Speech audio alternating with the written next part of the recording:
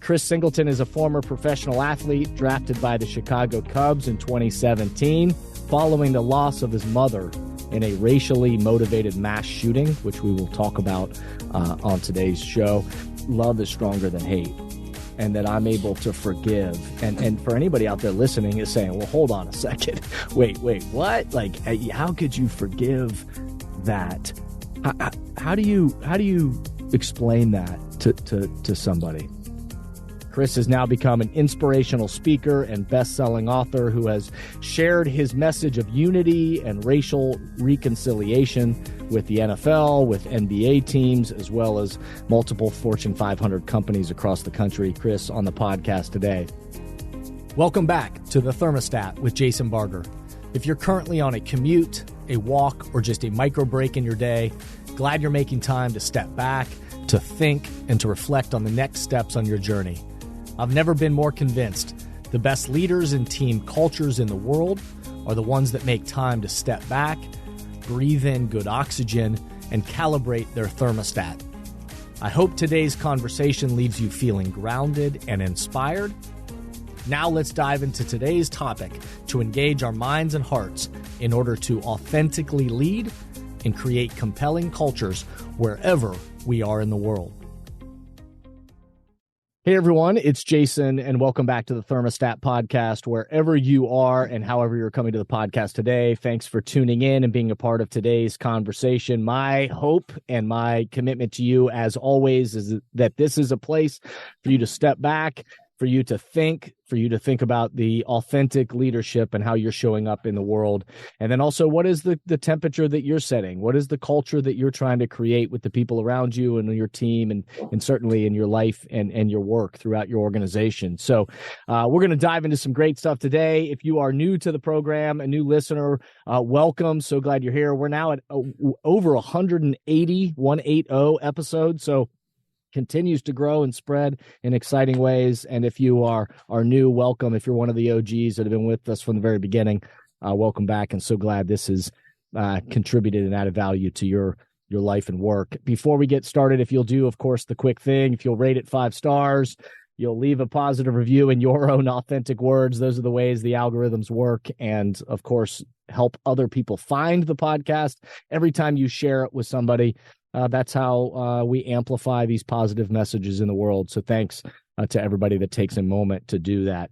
I'm very excited to invite my guest for today into this chat in just a minute. Chris Singleton is a former professional athlete drafted by the Chicago Cubs in 2017 following the loss of his mother in a racially motivated mass shooting, which we will talk about on today's show. Chris has now become an inspirational speaker and best-selling author who has shared his message of unity and racial reconciliation with the NFL, with NBA teams, as well as multiple Fortune 500 companies across the country. He shares with over 100 organizations and many, many students, 30,000 students or so annually, and resides with his wife and sons in Charleston, South Carolina. I was actually introduced to Chris's work by my great friend, Brooks Matthews. So shout out to Brooks, who follows Chris and had said, hey, you two just need to know each other. And so it's been awesome to begin to get to know Chris a little bit. And anytime somebody says that you just need to know each other, I listen to that, and I'm so glad to be sharing now Chris on the podcast today. So also excited to say that he's going to be joining us at my Thermostat Cultures live event coming up in November. So you'll want to check that out. It's going to be awesome to have him with us for that powerful, powerful day in person. So with that, Chris, welcome to the podcast.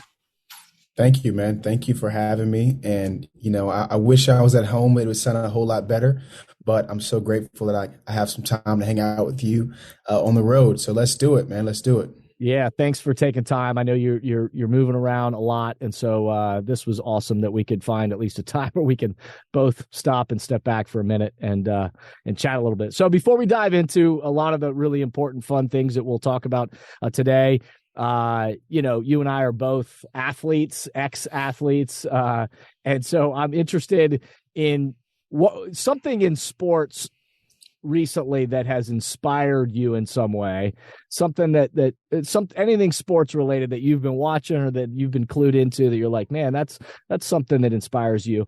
And the second part of this question is, how did your athletic career prepare you for what you're doing now? Yeah, absolutely, man. Well, first, I would say I'm a big NBA fan, and so there's two things to get us started on what inspires me. Number one, the Miami Heat are going back to the NBA Finals after being an eighth seed in the Eastern Conference. I think they beat a number one seed and beat a number two seed to get to the NBA Finals. So definitely inspired by that. Jimmy Butler, guys like Caleb Martin, Bam Adebayo, like just phenomenal athletes who were, I think they had a 3% chance to make it to the finals, right? From all the stats and all the betting sites and stuff. And so I'm inspired by that, number one. Number two, something else that's inspiring. And maybe you know this, maybe your listeners know, but I didn't know. I just found out. But people that are, I guess, high net worth individuals or even athletes can now buy into NBA teams. So with different venture capital funds, you can buy into an NBA team. And when that company sells, right, or I think the Phoenix Suns just sold for $4 billion or so to the guy that owns United Wholesale Mortgage. So when that sale happened, investors, they got paid out big time. And so that's something I never knew. I thought it was only, the majority owners were holding the whole, 95 to 100% of the team, not realizing there were investors left and right that were buying into sports teams. So that was pretty cool. And that inspires me. My goal I've had is to be a owner of a minor league baseball team, or part owner of a minor league baseball team. And so that's definitely inspiring to see that not only could I possibly own a minor league team, but also own a share of a major league team or NBA team as well. So those are two things. And then my baseball career, I guess what prepared me for the work that I do now is, as you know, I'm on the road a lot. And so, I'm grateful now that I'll check into like a DoubleTree or like a Hilton something, right? Yeah. But I used to stay in motels, man, in terrible hotels when I was playing minor league baseball. So just the travel of being on a bus for 8 to 10 hours to my next city overnight, figuring out how to sleep on a bus, it prepared me to know how to sleep on a plane now. So I think that's something that definitely prepared me for the work that I do today. I love it. Well, those are a couple things that inspire me as well, by the way. The Miami Heat story is incredible. And the number of undrafted players and to watch, and if you listen to the dialogue as being a basketball guy, like I've been all into it as well, but you listen to the dialogue and everybody just kept talking about, the more talented team being the Celtics. And I think on paper, most would say that. But then to watch the way they might have been the most talented team, but the better team, the team that played the best together and with all these undrafted players was the Miami Heat. Also, I love what you said about the owning of a team. I actually, for listeners out there, you may remember the pod that I did with David Moore, who's one of he's a minority owner with the Atlanta Hawks, and David's a great guy and friend, and what an amazing experience to get to be a part of all of that, and the excitement around that is just so awesome. So, and I know that, you're traveling around in motels as a minor league baseball player has prepared you. And I'm guessing also the ability to, to stay motivated for something that you're inspired to do, a dream and a goal that you have, and the ability to wake yourself up and to be grateful for the opportunity to get to do it. And then to manage your own time and energy and continue to go to work. That I'm sure that's an element. Is that safe to say? Absolutely. I mean, and you think about some of the minor league baseball cities that you're in, Beloit. I mean, I'm in all over, man. I'm in South Bend, Indiana. I'm in Louisville, Kentucky. I'm in Bowling Green, Kentucky. So like just all the different places that you travel to, and now sharing in different places that I probably would have never have been. I feel safe doing that, right? Some people, they don't usually get out of their backyard and they feel like they're in a foreign country if they go 20 miles down the road. Whereas for me, I feel safe everywhere I go because of all the travel that I had when I was playing professional sports. Yeah, we are similar in that way that we love to. I see travel as an opportunity and such a great gift to get to be in different places and with different people. And so anyway, it's awesome to have you on the pod. Let's dive in.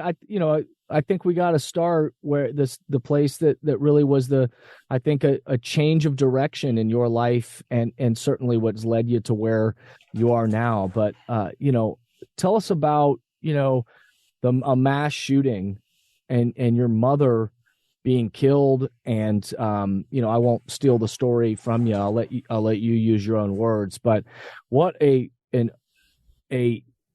tragedy, and yet out of that, what you have committed your life to is inspiring. So share a little bit with us about that.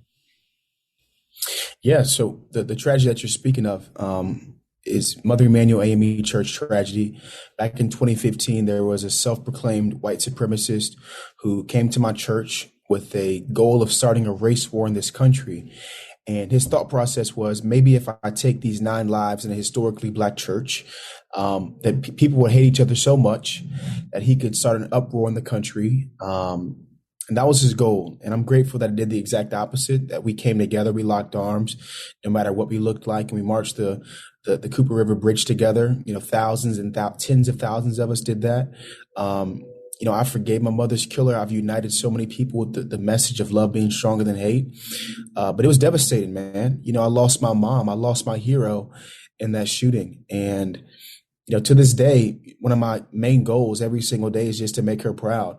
I feel like her life was taken away too short. And so because of that, I try to live and leave a legacy, not only for myself, but for my mom and for my church family. So those 9 lives that were taken, when people see me, I hope they say, man, Chris, you're representing them well. And that's something I try to do every single day. It's an amazing, amazing story. And it's a tragic, unspeakable, awful thing. And yet what is so inspiring about it is the response of the not pulling away from each other, even if that was the racially motivated thing that the shooter wanted to happen, but the pulling of together and the linking arms and what was that process like of being in the midst of that tragedy, and that I can't imagine your heart being literally pulled out, and yet knowing that there was that you and the members of your congregation and or the people around you that also your voice was going to be needed. Like what that had to have been a surreal time.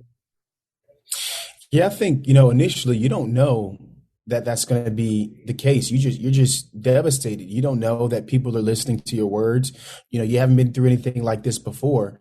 And so, afterwards, the day after I lost my mom, where she was taken away, I did a vigil at my high school, did a vigil at my college, and, reporters were coming up to me left and right. And I just said, hey, I've already forgiven them. And, the BBC reporter, I remember, was kind of like, well, what do you mean? My sister looked at me like, what do you mean you forgive them, right? And so I'm a man of faith. And the reason why I'm so strong in my faith now is because I know for a fact that it wasn't just me that said that I forgive him. Because if you'd have told me beforehand that I would forgive my mom's killer for killing her because she's Black, I would have said there's no way in a million years that would happen. And so I know for a fact there was something out of this world that put that on my heart. But practically, I mean, when you're in the moment, you have absolutely no idea how powerful your words are.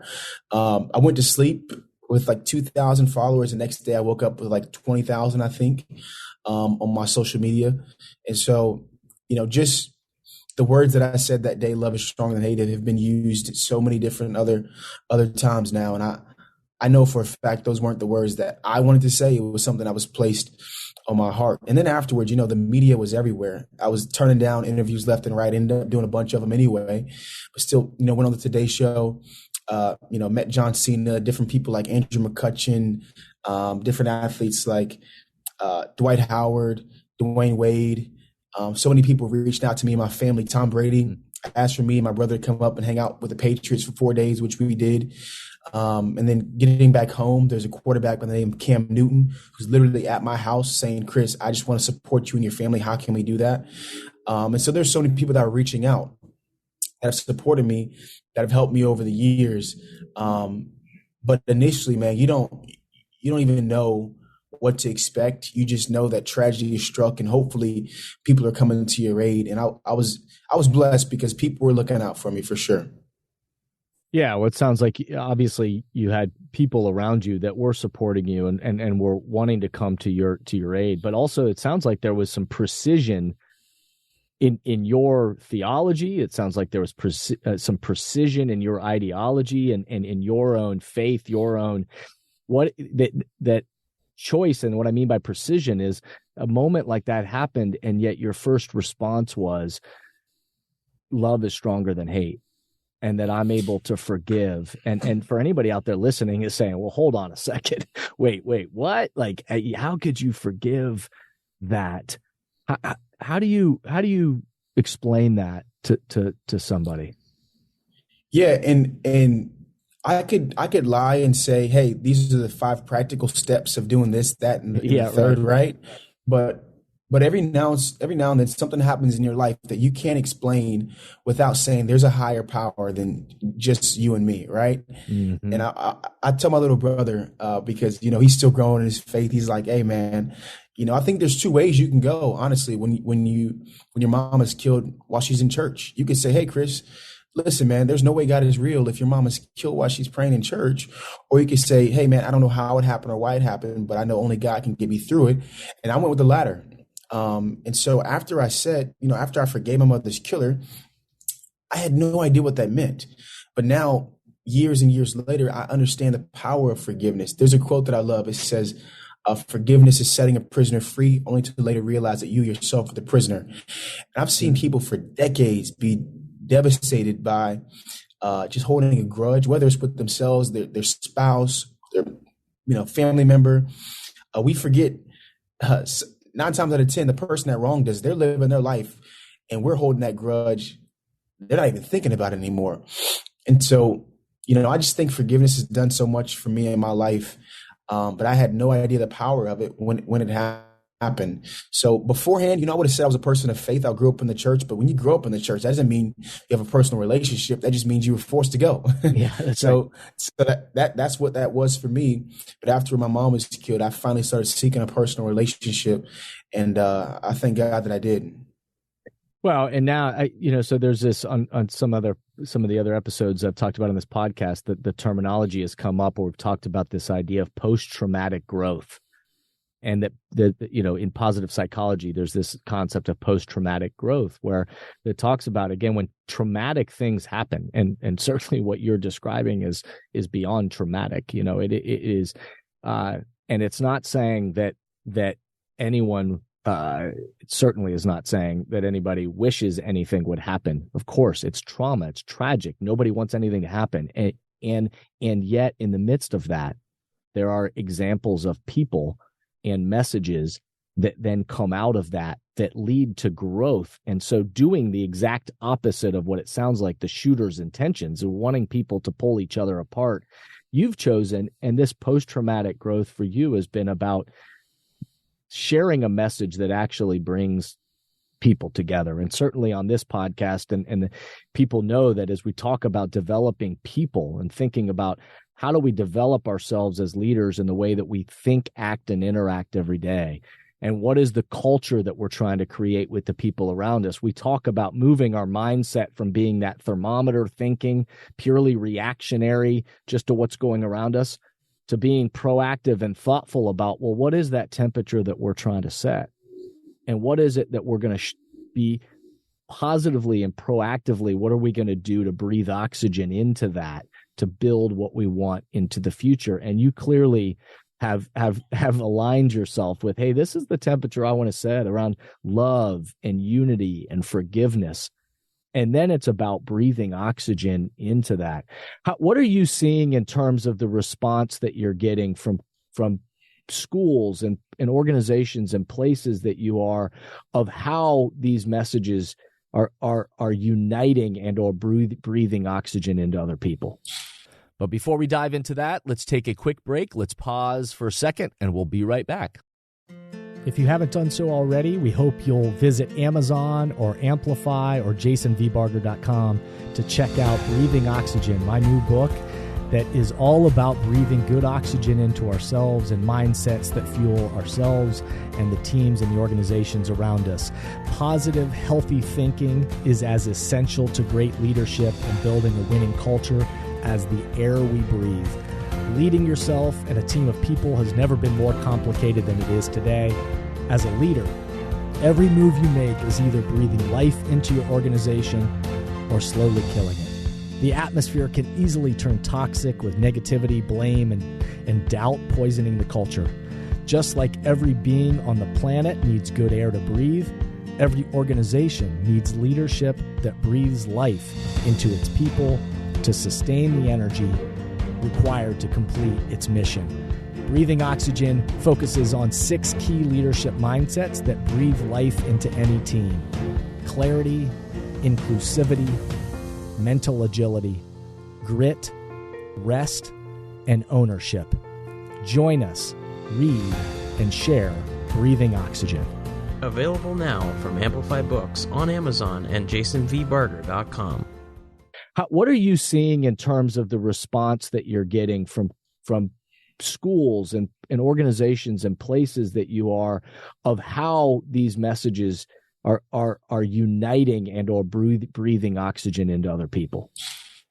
Yeah, I have one non-negotiable when I speak, right? The one non-negotiable is I have to tell the story of my mom, my church family, and I have to mention my mission of unity, right? So they say, hey, Chris, we want you to come in and speak. We heard you're great. Listen, we need a speech about growth mindset. Hey, that's really cool. But listen, my one non-negotiable is I have to talk about unity.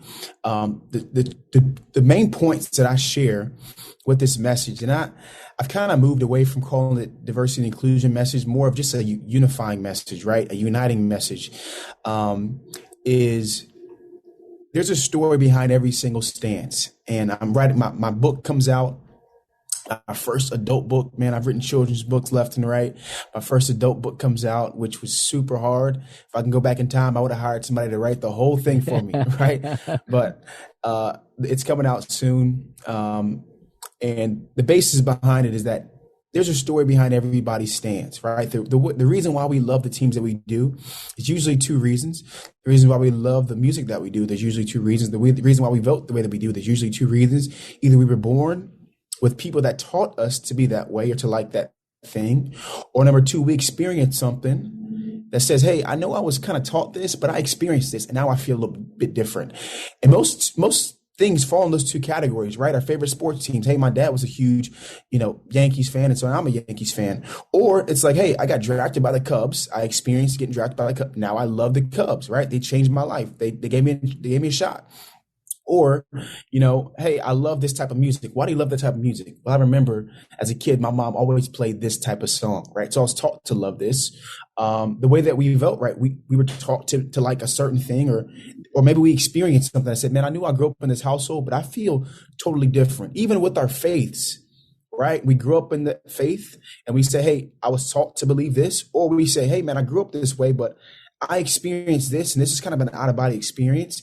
And now I feel a little bit differently. So there's usually 2 categories for almost every single topic. And I try to share the stories behind the beliefs that we have, or the opposite belief that somebody else has, right? That might not agree with you. And I try to humanize those things. So the responses have been amazing, man. I'm so grateful. I'm not even 30 yet, but every single engagement that I get 30 to 45 requests a month right now. I'm so grateful. And most of them is because, hey, that was a message that brought everybody together, Chris, no matter where they were on the spectrum, like, as far this way or far that way. Like when they leave, they're like, man, maybe for the first time, I understand why this person thinks the way that they do. And that's my mission, man. So we can be united and realize at the end of the day, right, I love everybody, and it doesn't mean I always have to like what their thing is, what they like to do, or their hobbies they have. I may never do that. But at the end of the day, like, I think love for me is that answer. And I'll give a quick example of what that looks like. I always share the story about my mom because unfortunately my mom was shot 6 times while we had Bible study. And when I share that story, man, and I tell somebody how my stance is that I don't like guns too much, most people understand, right? Because Chris, you lost your mom to gun violence. She was shot 6 times in your church, dude. I get it. Even if they carry a gun everywhere they go, they'll die with one in their casket, right? They'll say, you know what? I get why this Chris guy doesn't like him because his mom was shot 6 times. So it makes sense why he feels uncomfortable around guns. And vice versa, right? Where if somebody grew up that way their whole life and they went hunting in the shooting range and it makes them feel safe, like I get it, even though I will never have one in my home. And I share those opposite views in a way that people may for the first time say, you know what? I never think that way, but I understand why they do. And the understanding and the empathy is so important in my mission. And I'm just thankful that people have gotten it for sure. No, I love it. And the challenging of our thinking to say, where did it come from? Is it something that I was born into and what I was taught, as you were saying, which we all have those examples? And then what is it that I've experienced that would make me challenge that thinking and shift and evolve in how I feel about something? Just as you're talking, I'm thinking about actually another theologian, William Sloane Coffin, at one point said, we can build communities out of seekers of truth rather than possessors of truth. And what I hear in this unity is, can we come to the table? Can we come to a conversation? Can we come to a conference or whatever it may be, a gathering of people, and come out of seekers rather than possessors? And what that means is if each of us only think so about the gun issue or any other hot topic issue, if you come to it with this posture of that I'm a possessor of the one right answer, that all of a sudden that unity is going to break down. But if we come to it with that mindset of being open to this idea, well, what would it be to seek to understand somebody else's perspective, somebody else's, what they might have experienced, and an openness to be able to have dialogue with each other, that in that we have a greater chance of unifying. It doesn't mean we're going to all like each other. Doesn't mean we're all going to, make the exact same decision.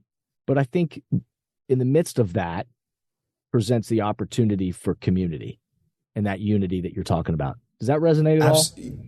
Yeah, absolutely. And what I like to drive home is that, hey, you don't have to, I'm not trying to change your mind. Unless you're racist, then I'm trying to change you 1,000%, right? Change your mind, your heart, everything about you, right? But if you're not, then I'm not trying to change. I don't have to, hey, this is who you are. I totally get it, right? You're born and bred, raised that way. So I totally get it, but I'm trying to get you to understand why somebody else thinks the opposite, and they have every right to think that way, just like you do. And I think people understand that when I come to it as a point of, hey, I'm not ever trying to change somebody's mind. I'm just trying to get them to understand why I think or why they think the way they do. And there's tons of growth that happens that way. So I've seen good stuff from it, man. I've been blessed with great stories from people saying, hey, you know what? I couldn't even sit at the dinner table with my dad for the last 10 years. Or my whoever it may be. Yep. But finally, I can understand a little bit more. So it's been good. Good stuff's come from it.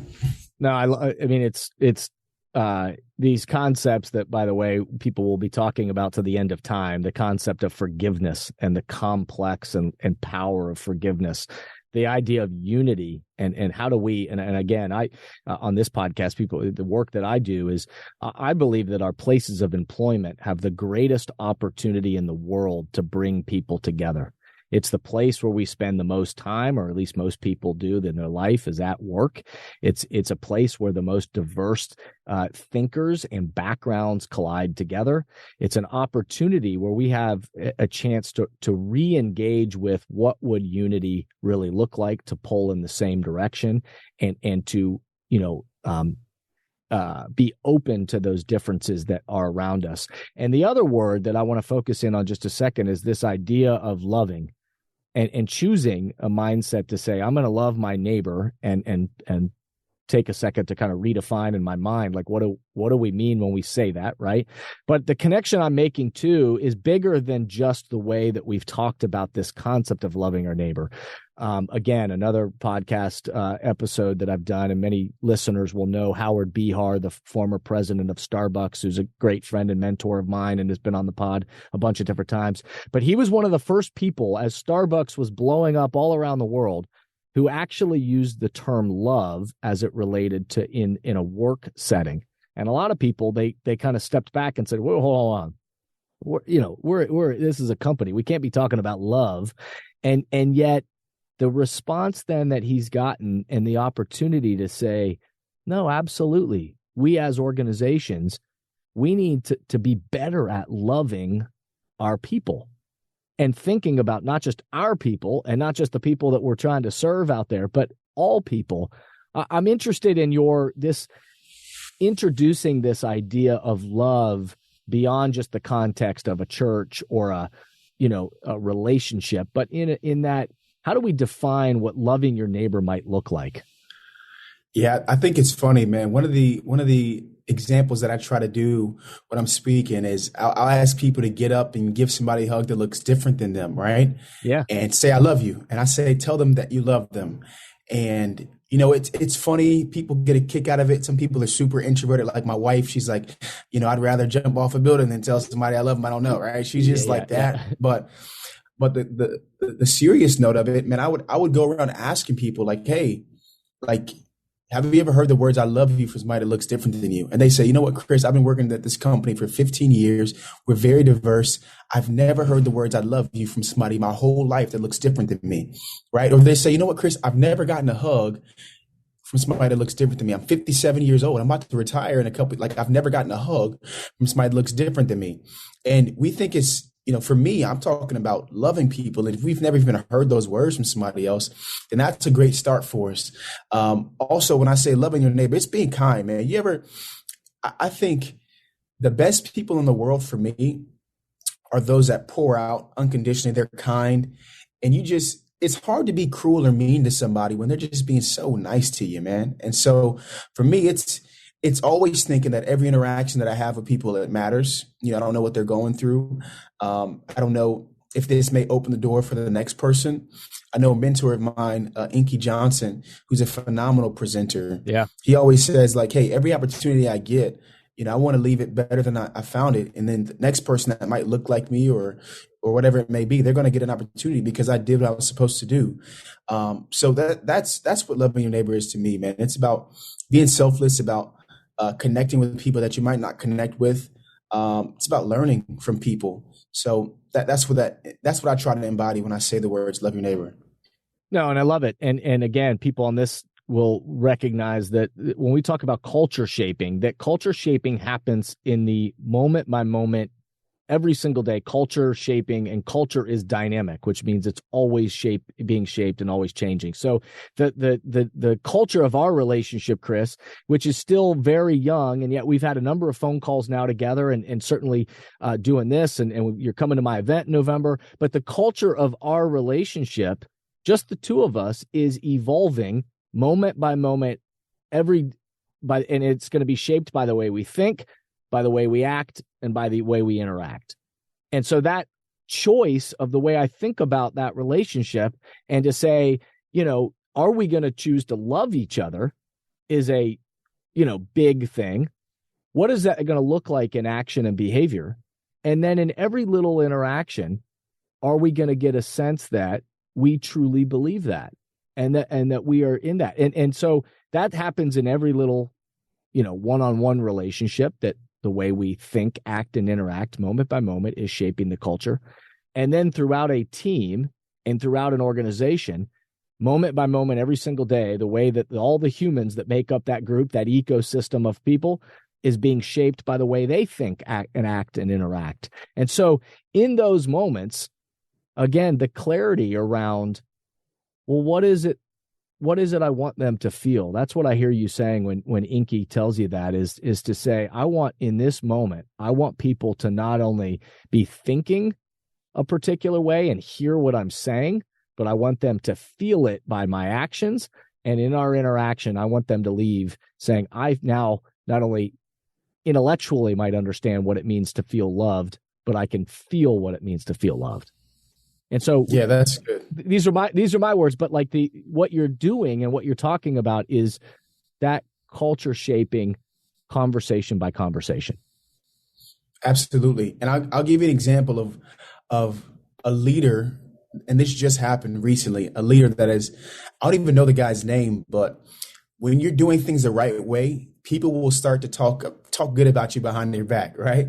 And he does it in such a perfect way that this lady was just going to bat for him. I was in St. Joe, Missouri, which is right outside of Kansas City, where the Kansas City Chiefs have their like training camp. And I was speaking at this big breakfast for the mayor. Well, big as St. Joe can be. I think we might have had 700 people or something there, right? Yeah. But it was really cool because one of the hospitals that they have there, some people were at the breakfast from that hospital, and one person was like, "Hey, I wonder about this new, CEO of the hospital," and this lady just goes raving about him. Now, she's not a C-suite executive; she's not like higher up in the, leadership team, but she said every time she met him or she met her, her daughter, the guy was always present. He was never rushing to get to the next thing. She's like, "I'm not important at all at my job, but I'll never forget how much I truly knew that he cared about our conversation we were having." And I was like, man, that's a loving person right there. That just makes you feel like, hey, every word that I'm saying, you're hanging on to, and it matters to you. Yeah, no, absolutely. I mean, Maya Angelou was the one, the poet that said that people will forget what you said. People will forget sometimes even what you did, but people will never forget how you made them feel. And in that moment, that interaction, and we, again, as humans, every single day, we have an opportunity is not only what are we going to say and what is it that hopefully we do that backs it up, but how do we help people feel? And right now in the world and across, again, teams and organizations, which, oh, by the way, again, I think are the places that have a great impact in the world today. We have all these research showing us that people have never felt lonelier at work. Mental health issues are bigger than ever. Abuse is up. All of these things that have been so challenging for people. And yet we have the opportunity as leaders is to what you're describing is to show somebody that I see you, I value you, and I'm here with you. And that feeling is powerful. Let me ask this question to you. What would you say from a leadership perspective as you go to different schools and different organizations, and they're again wanting to share these messages, but when somebody says, "Hey, Chris, after you leave, what should we do?" What advice would you give to folks who say after I leave, and again we walk out, because this is the power as people that you and I that give speeches and do this kind of work where we engage with people and that we want to engage the minds and hearts of people. And then to be able to then say to folks, hey, when we leave, don't let this conversation stop. Is there any advice that you give to those groups? Yeah, I think the goal for us, right, is that when we leave, the message is still there, right? People are still sharing it.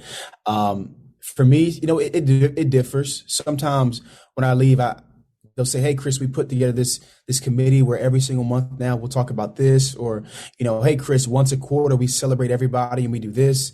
But essentially, if you give the power to your people that are there, they'll tell you what they want. And I think for the first time, they have that power and they say, "Well, you know what, man, I've always felt a certain way about this, but I've never felt comfortable sharing it until we had this open space to do so." And when you listen to those things, it could be the smallest adjustments, but when you listen to them, that's what makes people feel united. Like, hey, I'm heard, I'm seen, and these things matter. Now, for you and I, this is like the icing on the cake. So one of the things that I share when I'm speaking a lot, doesn't matter where I'm at, but I talk about this Charles Swindoll quote that says 10% of our life is action. The other 90% is reaction, which means 10% we don't choose. The 90% is how we respond to the things we don't choose. Mm-hmm. And I shared this the other day at this conference. It was like, with some youth, and it was adults, a ton of youth, just a bunch of them. And I remember I got a message from a lady that talked about some fifth graders on the way back to their school from the conference. And she said that there was two fifth graders that were pretty tall, and there was one that was really, really short. And the short one's kind of getting, picked on by one of the kids. And he's like, "Hey, you're 4'3", man." Like, yada, yada, yada. Just tell him, "Hey, I got a little cousin that's taller than you."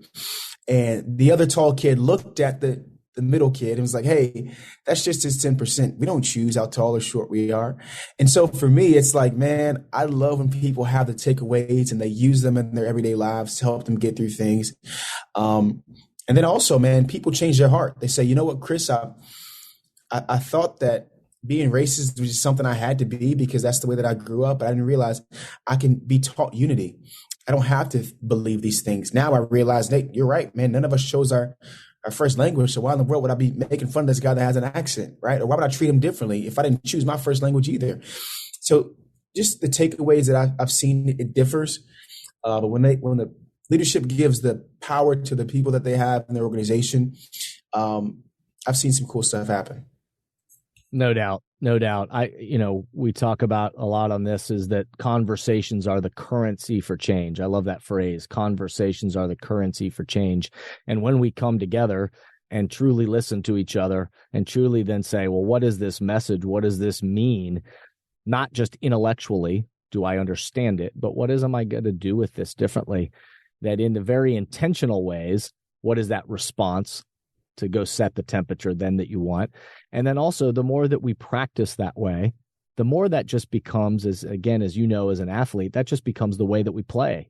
And so to be starting with that conversation that is the currency for change and seeing the impact that it has. And so oftentimes I say to places is keep having the conversations and keep bringing it back. And, we as individuals and humans, we've got an effing problem. And the effing problem is we forget. We get so distracted and busy that sometimes we got to come back and be reminded of those conversations and to say, all right, if I really believe that, then what would I go do?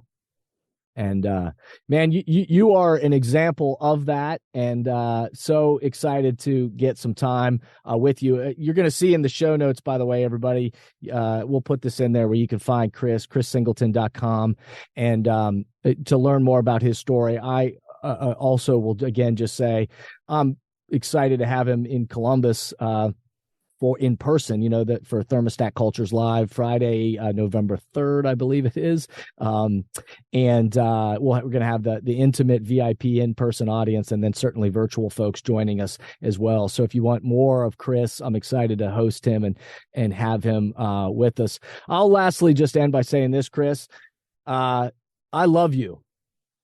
And I'm, we're still getting to know each other, but I won't be awkward in saying that. I will say I love what you're doing. I love that you're choosing to do it, and the spirit that you bring to the work that you do. And I look forward to being able to spend some more time with you too. Thank you, man. Absolutely. Absolutely. I love you too. And I'm looking forward to us connecting in person in a couple months. So I can't wait for that, bro. Awesome, man. It's going to be great to be with you. So thanks again for being on the show, and we'll make sure everybody tracks you down. And when the episode comes out, we'll share this as far as we possibly can to amplify these great messages and everything you're doing. So again, thanks for being on today's show. Thanks for having me. So everybody out there, hopefully you enjoyed that. And if it didn't get you thinking about forgiveness, then, man, I know I'm going to be wrestling with that in my own mind for some time now, and how powerful that is to think about unity and what does it mean to truly unite and to see people that are different from us, to see a different perspective that somebody else might bring to the table, to see different strengths that other people have, and then love. What does it truly mean to love our neighbor and to put that out into the world and try to be conduits of that to other people? So if we talk about switching our mindset from thermometer mode into thermostat mode and saying, well, what is that temperature that I'm trying to set? And if culture shaping is dynamic, which means it's being shaped by moment every day by the way we think, act, and interact, then what is it that we even want? And then are we going to be courageous enough to show up and breathe good oxygen into it? And those mindsets, those things, those conversations that become the currency for change, they will send ripples throughout everything in our lives and certainly around the world. And Chris is an example of that, of the impact that he's having. So thanks for everybody for listening today. Remember that the future of leadership is you, it's me, it's us, and we've got to be a thermostat. And then once we step back, we've got to remember, we've got to set the temperature that we want, and then we got to breathe good oxygen. Thank you for listening to today's podcast, and I hope the messages and questions stimulate positive change along your path. As always, if these messages resonate with you and add value to your life, I hope you'll help amplify them throughout the world. Please rate, comment, and share on whatever podcast or social media platform you're using, and share this podcast with the people in your life or work who should be part of these conversations. That way, this spirit does, in fact, spread. If these messages or developing leaders and culture would be helpful to you and your organization, please contact us at jasonvbarger.com, jasonvbarger.com. And remember, we are all ambassadors for the culture we want to create in our life and work. We have to own the vision we want to be a part of. The future of leadership is you, is me, is us. Be a thermostat.